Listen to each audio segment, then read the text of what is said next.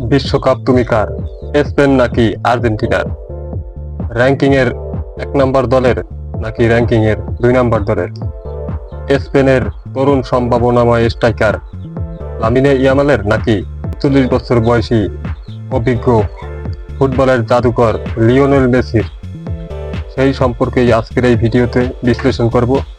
চ্যানেলটি নতুন হয়ে থাকলে চ্যানেলটি সাবস্ক্রাইব করে পাশে থাকবে।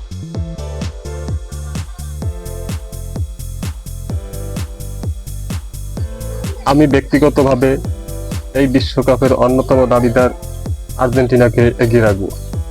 কোটি কোটি ভক্তের লিওনেল মেসির হাতে বিশ্বকাপ উঠুক তারা চায়। তুলনামূলকভাবে একটু পিছিয়ে থাকা স্পেনের এই বিশ্বকাপ একটু অমসৃণ ছিল। শুরুতেই নবাগত কেপ ভার্দের বিরুদ্ধে 0-0 গোলে ড্র করার পর ফুটবল পাড়ায় সমালোচনার ঝড় উঠেছিল। পচা শামুকে পা কাটা। সৌদি আরব ও আর্জেন্টিনার গত বছরের ম্যাচটির কথা মনে আছে। সেই সৌদি আরবকে স্পেন হারিয়েছে 4-0 গোলের ব্যবধানে। তারপর পরেই উরুগুয়েকে 1-0 গোলে এবং অস্ট্রিয়াকে 3-0 গোলে হারিয়ে তারা গ্রুপ চ্যাম্পিয়ন হয়ে রাউন্ড অফ 32-এ জায়গা করে নিয়েছে।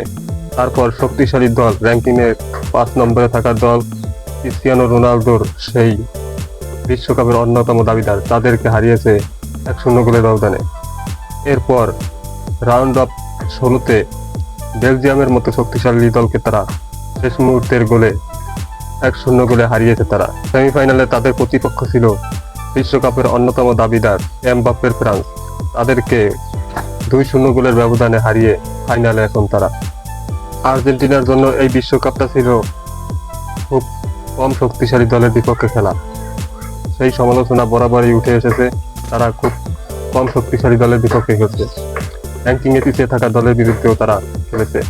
তাদের গ্রুপ পর্বে প্রথম ম্যাচেই আলজেরিয়াকে হারিয়েছে তারা।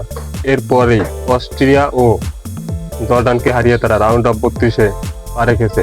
রাউন্ড অফ 32-এ তারা সেই নবাগত শক্তিশালী কেপ ভার্দের বিরুদ্ধে উত্তেজনাকর একটা ম্যাচ ছিল।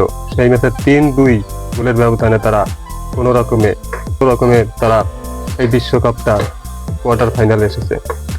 এরপর তারা শক্তিশালী মিশরের বিরুদ্ধে রাউন্ড অফ 16 খেলেছে। সেখানেও তাদের সেই বিতর্কিত ম্যাচ, সেই ম্যাচেও তারা কোনো রকমে উতরে পার হয়ে এসেছে।